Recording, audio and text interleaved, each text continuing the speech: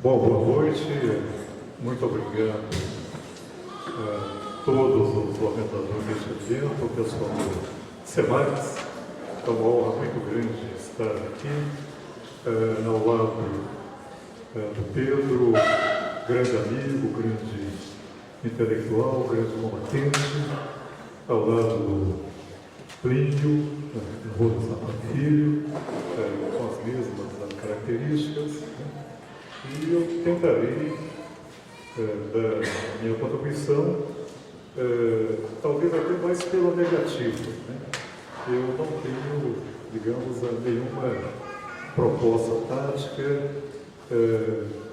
Eu compartilho com milhões de brasileiros e brasileiras uma perplexidade muito grande diante de uma conjuntura tremendamente complexa. Que eu saiba, nunca vivemos no Brasil uma crise política e econômica com as características da crise atual. Nós estamos enfrentando uma crise muito complexa, muito difícil, e para a qual eu não vejo nenhum agrupamento político de esquerda preparado para enfrentar. Então, nesse sentido, a minha abordagem em diversos pontos, ela é diferente da apresentada aqui pelo professor Plínio, cujas posições teóricas e políticas eu respeito muito, mas certamente haverá divergência, muita diferença na formulação que eu tenho apresentado e naquelas formuladas por ele, apresentadas por ele. Até porque a minha abordagem, ela talvez por devido ofício, talvez também por falta de competência, a minha abordagem ela se pretende fundamentalmente teórica. Ao menos no início eu gostaria de discutir algo que no Brasil pouca gente discute, com sistematicidade. Esse tema é fantástico, inclusive por isso. Por quê? Porque quando a gente fala em questão nacional, o que está em questão? A questão nacional se refere à nação. Então você tem uma nação em questão. Ela pode ser questionada, está em questão, por diversos motivos. Pode ser porque ela não existe. Em vários momentos da questão.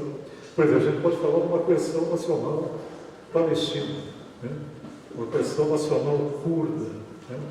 Falta aquilo que, historicamente, e o Lenin é uma referência fundamental a respeito disso, se chama de autodeterminação nacional. Ou seja, uma comunidade nacional que tem, eu vou colocar aspas aqui com as mãos, um Estado próprio. Por que aspas, cercando esse próprio aqui?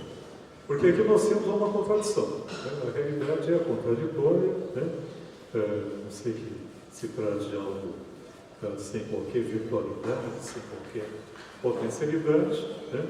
Então, eu sou solidário tremendamente com a luta do povo palestino pela autodeterminação nacional. Como sou a favor também da luta do povo curdo pela autodeterminação nacional, para que eles tenham 40 milhões de curdos, não tenham um Estado nacional curdo.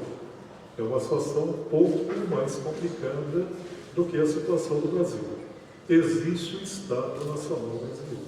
É bom a gente deixar claro isso daí, devendo que haja debate mais tarde. Eu parto da premissa que existe uma diferença muito grande entre o povo curdo e o povo brasileiro. Existe o Estado Nacional Brasileiro, não existe o Estado Nacional curdo, como não existe o Estado Nacional palestino. Bom, isso nos leva então a discutir dois conceitos que são fundamentais para o nosso debate. O conceito de Estado e o conceito de Estado Nacional. É o que passa pelo conceito de nação. Se a gente não clarifica isso, a gente pode criar mais confusões do que aquelas que a gente já tem para enfrentar, nessa crise tremenda em que estamos envolvidos. Então, rapidamente, aqui de um modo muito esquemático, correndo o risco de ser simplista, o meu conceito de Estado, que não é meu, é o conceito que eu adoto, é o conceito marxista de Estado, que eu pretendo que seja. Existem outras concepções marxistas de Estado, eu não acho que monopolizo isso daí, não sei como, né? Esse é um debate, né, que não começou aqui, nem vai terminar aqui, mas para mim, fundamentalmente, o Estado é uma instância de organização do poder político de classe. Ou seja, onde há Estado é porque existe um poder político de uma classe sobre, se a gente pensar em termos mais abstratos, em termos de modo de produção, uma classe oprime a outra, né? Esta classe opressora é, em geral, a classe exploradora. Então você tem uma relação dupla, uma relação de opressão política e uma relação de exploração econômica. Então o Estado, para mim, é isso aí. Então veja, por isso que eu coloquei aspas quando eu falo Estado Nacional Curdo. Eu sou a favor da autodeterminação do povo palestino, né? Isso aí quer dizer o seguinte, é uma faca de dois gumes, uma brincadeira de dois legumes, né?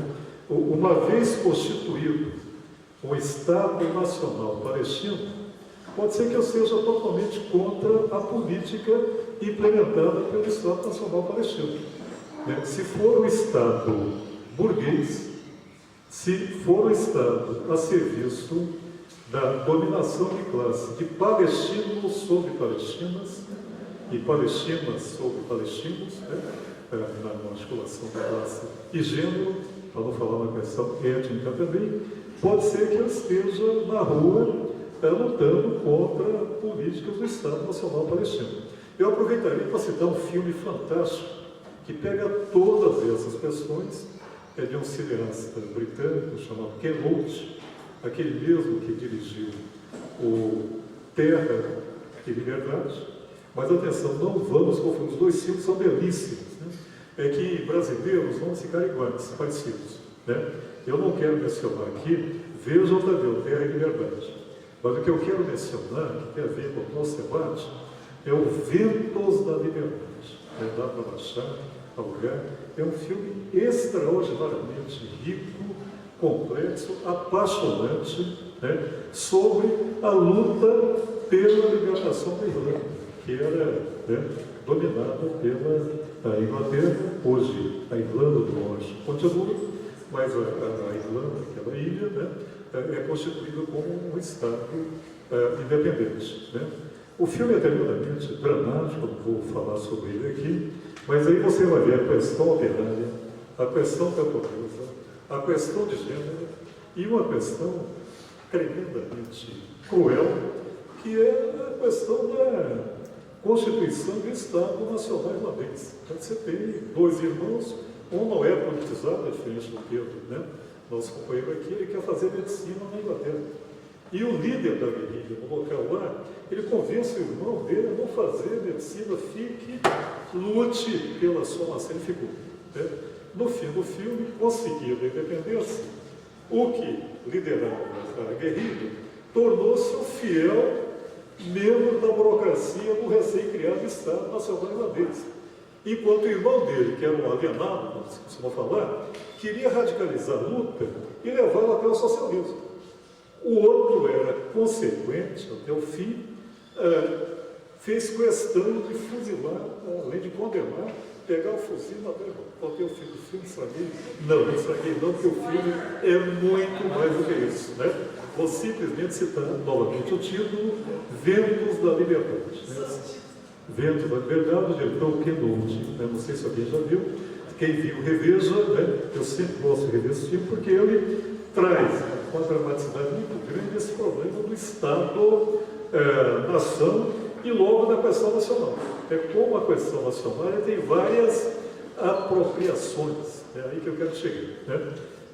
Bom, como é que eu tento avançar um pouco ainda neste tema, né, antes de aterrissar, né, essa crise que nós estamos vivendo aqui no Brasil, que aliás é uma crise que tem uma dimensão internacional também, né? O Brasil não é uma ilha, né, como se dizia na ditadura militar, né, uma ilha de tranquilidade, né, no oceano revolto, né, e é o contrário também, não é uma ilha, né, digamos, em turbilhão no oceano tranquilo. Não, nós vivemos hoje um período de uma crise capitalista que é internacional.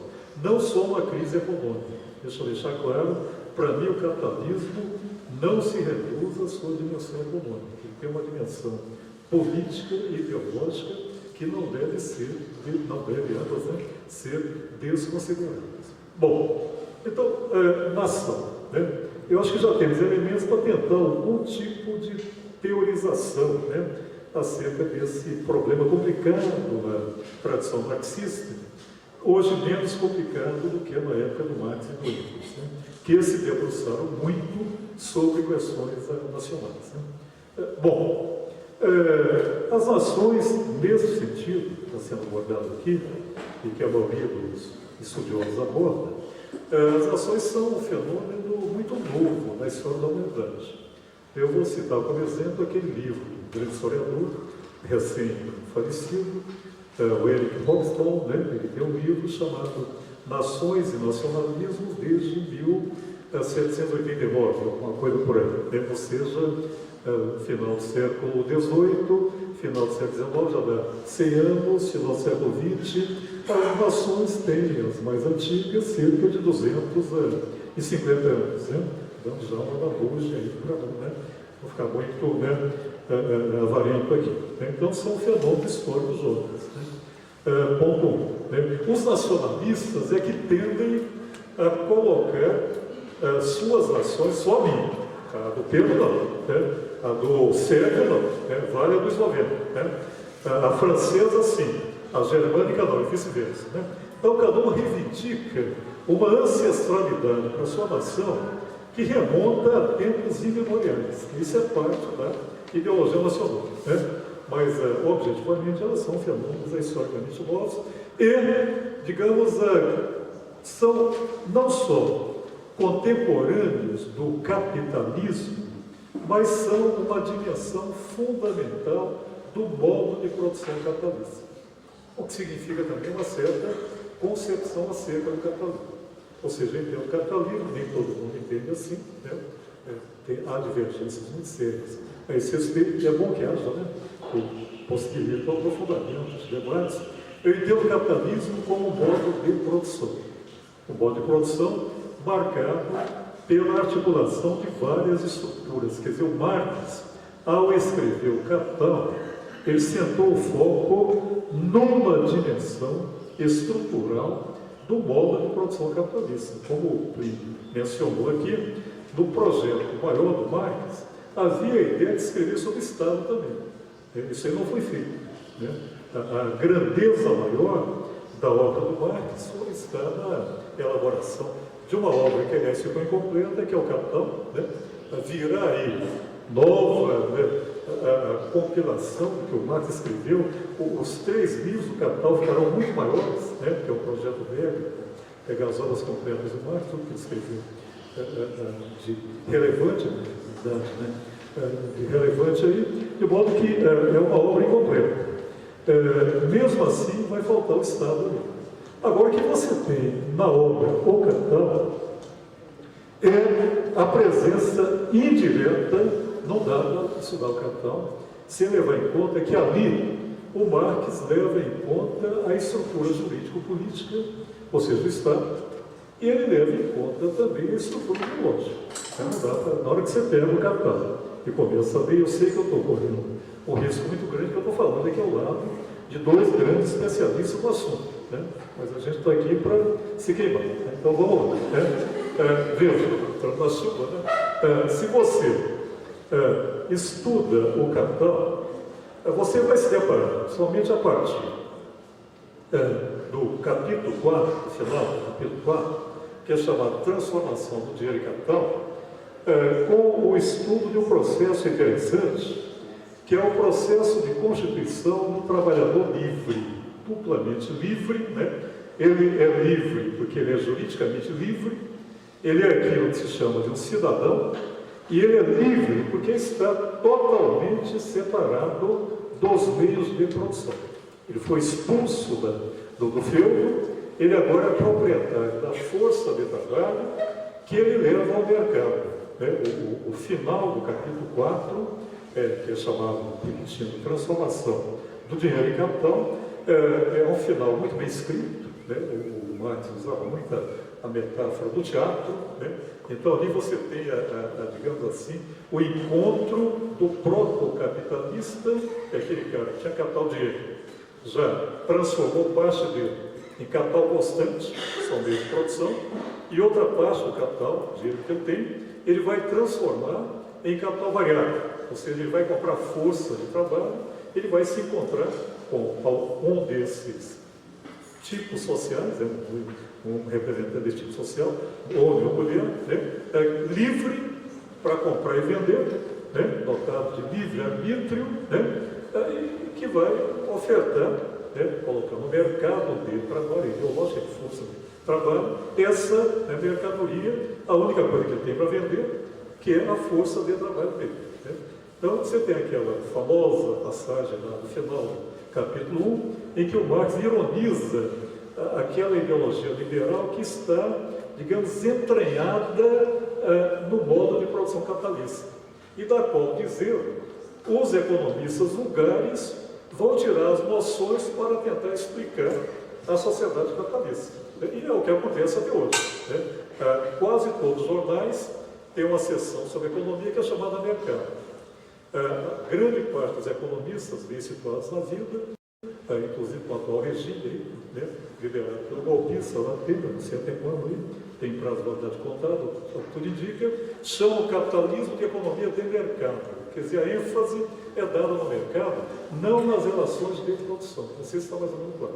Porque a ideia de mercado, ela aponta para uma comunidade de indivíduos livres e iguais, que trocam porque querem, um vende o que tem e vende porque quer, e o outro compra porque quer. É por isso que, muito dificilmente, o Estado burguês, por mais ditatorial que seja a sua forma, decreta que toda greve é proibida. E os ideólogos burgueses também. Porque se decretar que a greve é proibida, diferentemente do escravismo, você está explicitando que o trabalho é compulsório, sendo que o capitalismo precisa da ideologia do trabalho livre. Tanto que agora já estão radicalizando isso daí, no mau sentido. Como é que é? Vão fazer o seguinte: é muita lei, é muita regulação, o PIB não cabe na Constituição brasileira, vamos simplificar as coisas? Vamos deixar de lado o legislado, vale o combinado. Ou seja, você é livre, eu sou livre, a gente combina, não é onde está isso, o liberalismo vulgar levado às últimas consequências, das diabos, que isso aí faz um mal desgraçado aos trabalhadores e às trabalhadoras.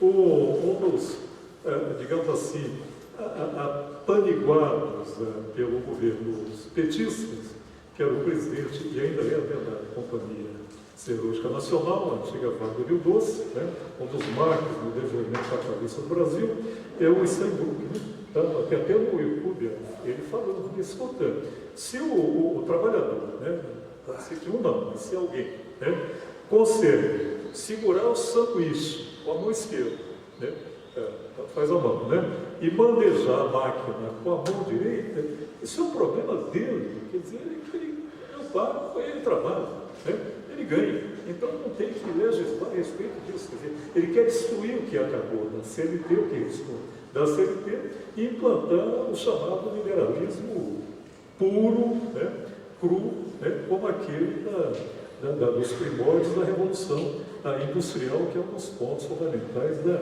Constituição, do modo de produção capitalista. Agora, onde é que entra a nação aí? Ela entra exatamente neste caso, ou seja, o Estado burguês,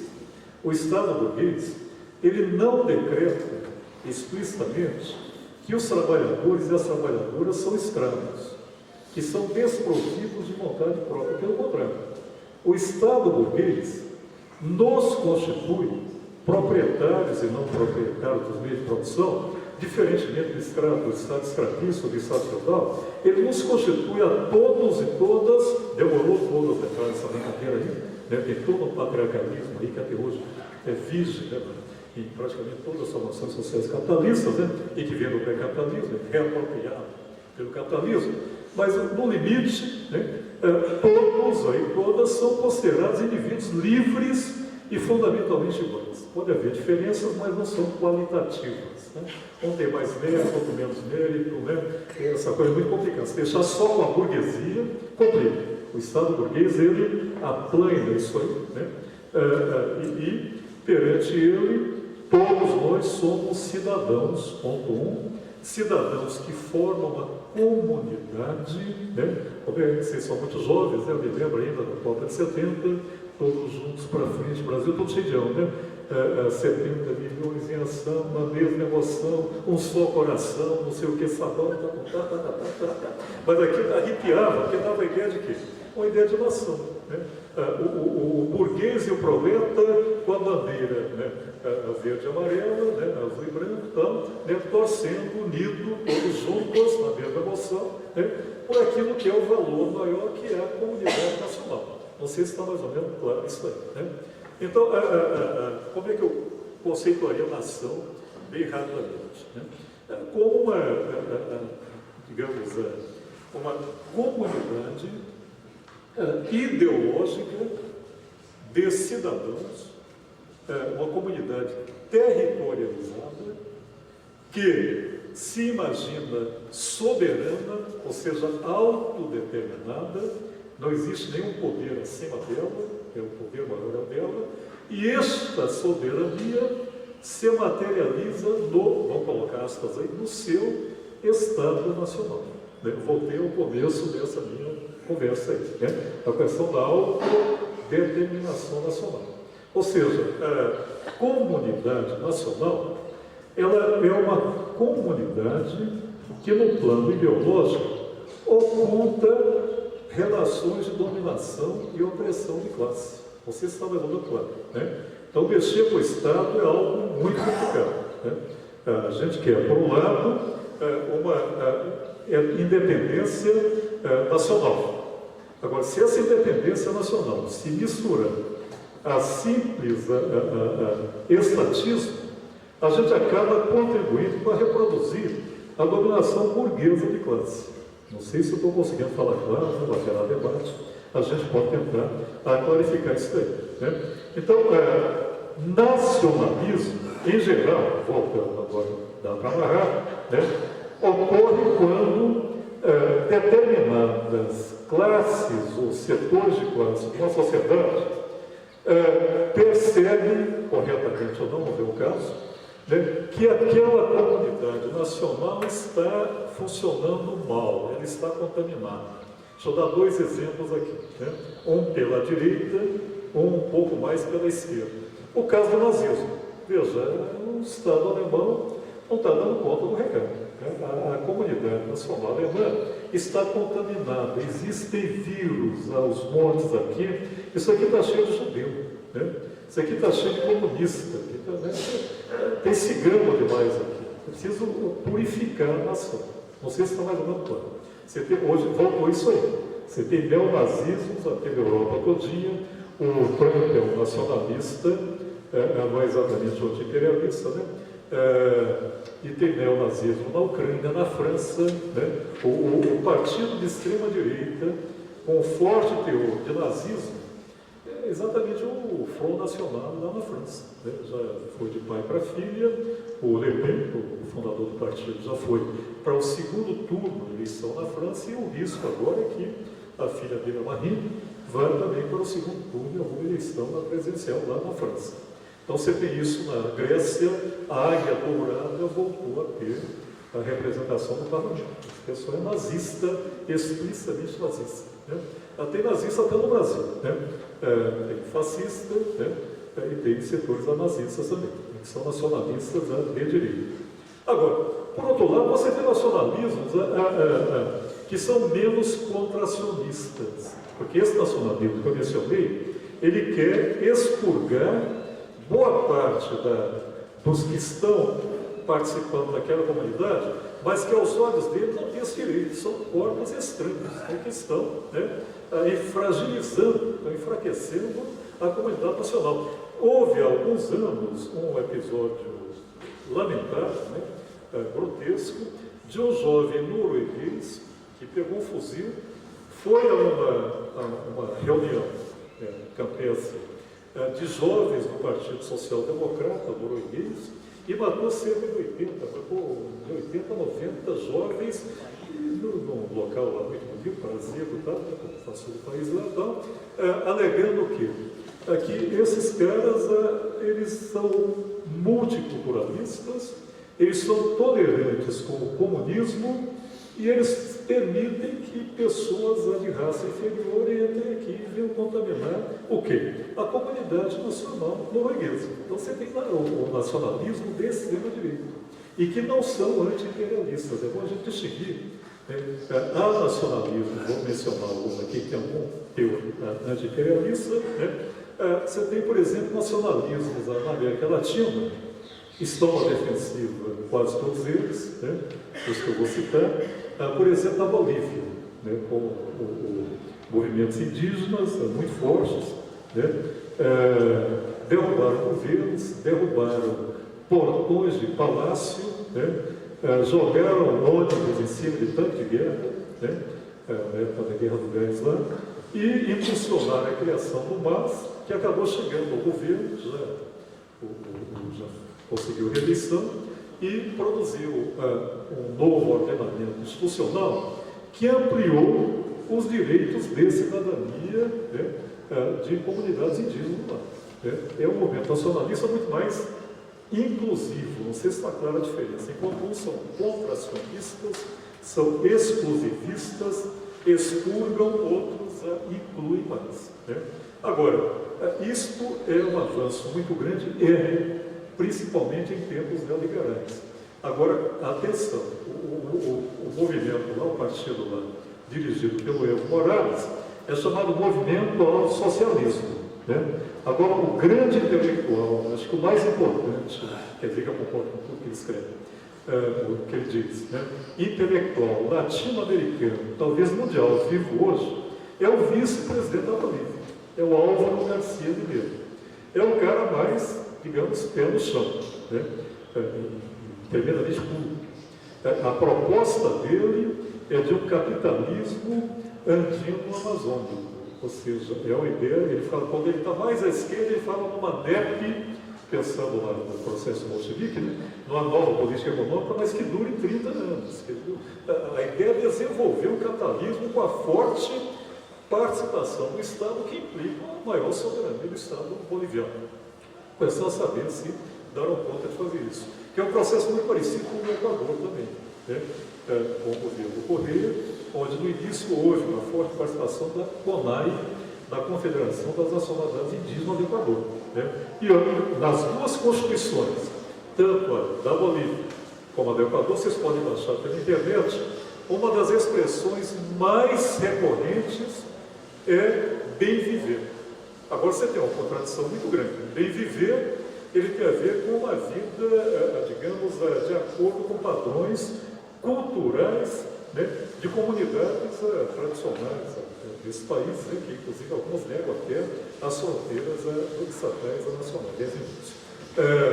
Por outro lado, esses países, os estados desses países, implementam políticas tremendamente produtivistas e neodesenvolvimentistas. Eu acho que é bem mais do que o Brasil tem.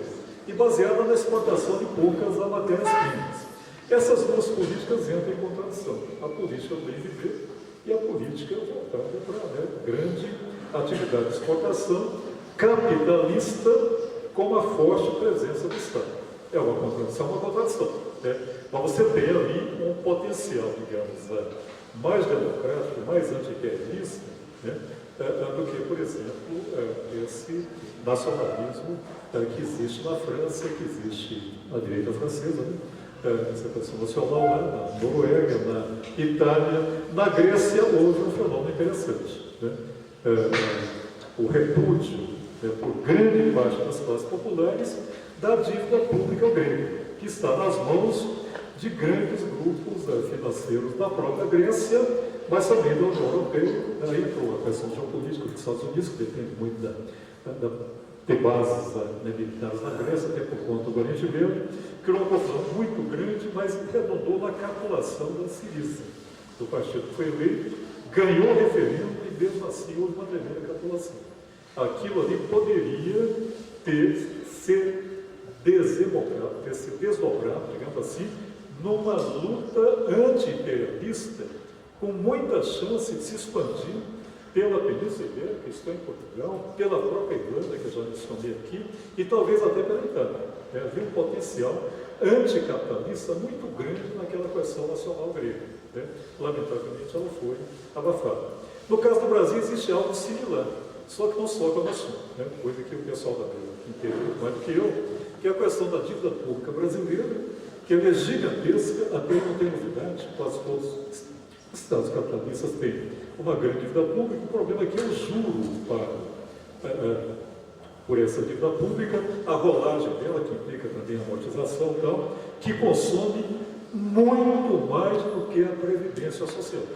Coisa que a Globo não fala jamais, a grande imprensa não coloca no assunto. Se o orçamento brasileiro for uma pizza, praticamente metade da pizza, às vezes chega a 45%, 47%, oscila muito isso daí, inclusive a divergência com os cálculos. Metade do que o Estado brasileiro arrecada é para a rolagem, não é para pagar o principal, não, para a rolagem da dívida pública brasileira. Isso aqui não foi politizado ainda. Esta é, do meu ponto de vista, uma questão nacional que está, digamos, embutida no Brasil e que, se ela for aflorada de um ponto de vista operário e popular, ela pode possibilitar, eu usando aqui um plenário, ela pode possibilitar uma politização pela esquerda e até de crítica ao capitalismo muito profunda, que destrave o processo político brasileiro de caráter mais emancipatório. Agora, do que eu estou dizendo, já posso chegar a algumas conclusões, até que o tempo começa a rarear. Em primeiro lugar, eu não acho que as questões nacionais no Brasil, na América Latina, estão resolvidas. Acho que elas podem ser apropriadas. O problema é que, atualmente, grande parte delas é apropriada pela direita, nessas manifestações que ocorrem na crise que nós vivemos aqui no Brasil. Os símbolos nacionais são apropriados pela direita. Interessante fazer em conta isso aí. As lutas nacionais no Brasil, elas não são bem trabalhadas pelas esquerdas. A escravidão, a luta contra a escravidão no Brasil, até hoje, ela é muito pouco apropriada pelo povo brasileiro e por grande parte dos intelectuais brasileiros, inclusive dos intelectuais de esquerda que se pretendem revolucionários. Você tem lutas, todo mundo sabe que 21 de abril, até porque é feriado, é o dia da execução do Tiradentes, que participou de uma quase rebelião contra a dominação portuguesa, aqui, colonial portuguesa, que seria o Brasil. Agora, praticamente ninguém sabe o nome dos 4 executados por terem participado da Revolução, Conjuração dos Alfaiates. Não sei se está mais ou menos claro. Já tem um caráter de classe na memória histórica brasileira. Isso quando a gente lutar contra o partido da escola, sem partido, que é um partido que está aí, é um partido que não ousa dizer seu nome, é importante saber que tem que haver reforma curricular, sim, para que se aprenda mais sobre as lutas populares no Brasil. A gente se impressiona muito com a luta do movimento negro nos Estados Unidos e está muito pouco atento ainda à luta de movimentos negros aqui no Brasil, inclusive pela abolição. Eu vi, comprei um jornal aí, o Valor Econômico, me formei aí, não é exatamente o jornal dos meus sonhos, mas nos últimos 5 anos anteriores a 2016, 2015 a 2010, morreram mais brasileiros, de modo violento, do que na Síria. Na Síria, quer dizer, o Brasil foi campeão mundial nessa área também. E, no entanto, a gente se impressiona muito com, e tem toda a razão de se impressionar e tentar entender o que está acontecendo, mas a imprensa não ajuda, né? É uma imprensa totalmente pró-imperialista estadunidense, nesse caso aí, né? Mas a mortandade de brasileiros, especialmente jovens negros, nas periferias das grandes cidades, ela é imensamente preocupante, grande, e altera a curva demográfica brasileira. Nós temos uma pressão nacional aí, ou seja, nós temos uma quantidade gigantesca, o capitalismo produz isso, e no Brasil, em quantidades maiores ainda, uma quantidade de contingentes que são cada vez mais constituídos por subcidadãos e subcidadãs. Não sei se está mais ou menos claro. Esta luta da ocupação das escolas, eu conheço mais de São Paulo, é uma luta que deve ser apoiada com muito carinho, né? Porque em grande parte das escolas, ela é uma luta levada por filhos de proletários e subproletários e proletárias aqui no Brasil, né? Tem um caráter de classe muito claro essa luta daí, e essa aí está, né, uma esperança de novas lutas de classe que venham a surgir na formação social brasileira. Agora, no momento, eu teria muito cuidado em dizer que, primeiro, o Brasil é uma formação colonial. Né? A dúvida eu já expliquei por quê. Existe um Estado Nacional Brasileiro. Esse Estado Nacional Brasileiro é um Estado relativamente bem aparelhado, relativamente bem aparatado. Ele representa os dominados, ele representa a maioria do povo? É claro que não. Mas nenhum Estado capitalista, nem o Estado burguês faz isso. O Estado Nacional estadunidense organiza a dominação capitalista dos Estados Unidos, e como é o principal Estado imperialista do planeta, ele tenta se virar organizando a presença do imperialismo estadunidense em escala planetária, com dificuldade cada vez maior, vivendo uma certa crise de hegemonia. Mas se a gente pegar, e vocês podem pegar, eu levei para a sala de aula isso daí, né, para mostrar como funciona, né, os partidos, vocês podem ver os comícios, as palestras daquele candidato que concorreu com a Hillary Clinton, né, nas pré-candidaturas lá, o Bernie Sanders. O que ele fala da sociedade estadunidense não é muito diferente do que o candidato de esquerda fala da sociedade brasileira. Existe dominação de classe lá, existe pobreza, existe miséria, existem sem-termos, existem pessoas que passam fome, a grande maioria da população não tem o seguro público de saúde. São questões complicadas hoje em praticamente todas as formações sociais capitalistas. Agora, não quer dizer que essa crise é uma crise igual e que é uma crise generalizada. Eu tenho muita dificuldade em lidar com o conceito de crise estrutural, respeitando Plínio, o Mesaros, que trabalha muito com isso, porque aí nós vamos ter que ou banalizar o conceito de crise, ou vamos ter que, talvez, diferenciar as crises. Porque durante esse período de crise estrutural do capital, simplesmente aconteceu a maior revolução burguesa do planeta. Ou seja, para quem acha que a nação acabou e que o capitalismo está mal das pernas, não vamos esquecer que dos anos 70 até a década de 10, né, está em crise agora porque está crescendo a 5%. Essa crise pode se aprofundar. Houve e ocorre ainda um mega processo de constituição, se vai dar certo ou não sei, né? Até agora, até hoje à noite deu certo, de constituição de um Estado Nacional chinês, dá mais de 1,4 bilhão de habitantes, acerca disso aí. Se tirar 1 bilhão, deletar, né, por um procedimento metodológico, o que sobra é mais do que a população brasileira. Existe também, no mesmo continente, um outro mega processo de tentativa de constituição do Estado Nacional, que é na Índia. Não sei se está mais ou menos claro. Né? A Índia era predominantemente, esta ser uma colônia, né? Até a independência do domínio britânico. né? Como a China era uma semicolônia até o triunfo da Revolução de 1949. A Índia, a independência dela foi em 46, e simultaneamente por isso a separação do Paquistão, né? Dois, né? O oriental virou Bangladesh, né? Um outro fenômeno está aqui do outro lado do Atlântico, né, de frente para o Brasil, praticamente, também de mega tentativa de constituição de Estado-nação, é o da África do Sul. A África do Sul vigia lá o regime do apartheid, né? Atualmente há um desenvolvimento capitalista lá, com tentativa de criar um Estado nacional. Mandela, o Conselho Nacional Africano, mudaram de trajetória, né? E acabaram aderindo a um projeto, digamos, nacionalista, que deixou de ser terrorista, inclusive. Né? Hoje você tem escolas de classe média em São Paulo, onde os alunos recebem, como os pais compram, né? Contos africanos escolhidos por Nelson Mandela. Ficou uma figura quase como unanimidade mundial. Né?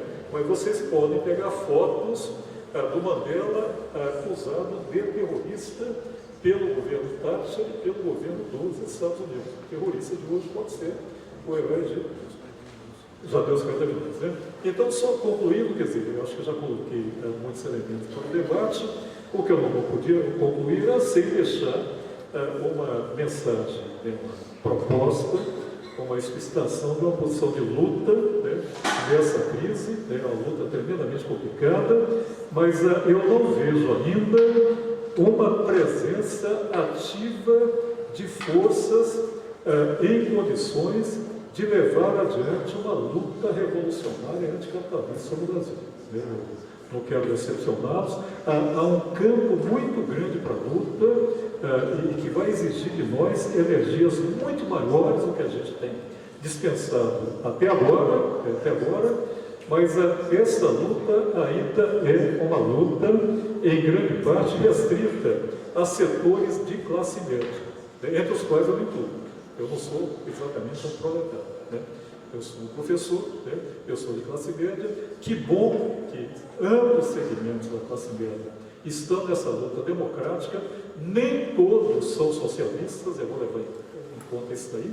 E eu acho que seria um bom começo de conversa, mas mais ainda, um bom começo de prática, se houvesse condições de se constituir o mais altamente possível uma frente nacional, sim, né, e democrática, né, com um programa, né, democrático radical, né, para enfrentar essa ofensiva burguesa no Brasil atualmente. Né. Somente o proletariado, no momento, ainda não demonstrou capacidade para isso. Haverá um teste agora com a tentativa de greve geral. Né? Eu sou tão cauteloso em relação a isso, que eu preferiria, inclusive, agora na linha normativa, lá o professor está dizendo, o pesquisador está dizendo, na linha mais normativa, é um cara que pretende ser um combatente, né? Eu tentaria uma paralisação nacional. Eu não jogaria tudo ou nada para ver exatamente como é que está a temperatura. E se vier uma greve, será fantástico. Aí muda, digamos assim, a correlação de forças, muda a conjuntura. Né? Mas a conjuntura presente é uma conjuntura em que a direita está à ofensiva, aqui no Brasil e em vários países do continente e até em outros continentes. Né? Então a questão é como nós podemos fazer política na ofensiva, que é muito difícil, mas é fundamental. Né? A luta política defensiva ela tem que ser política, não pode ser apenas econômica, não pode ser por questões específicas, como muita gente considera, não.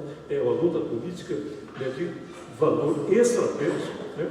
E o nosso problema atualmente, do ponto de vista, é como inserir a questão nacional como mais um ingrediente dessa luta política que tem que ser mais ampla do que ela tem sido travada até hoje à noite. Né? Muito obrigado e vamos para o debate.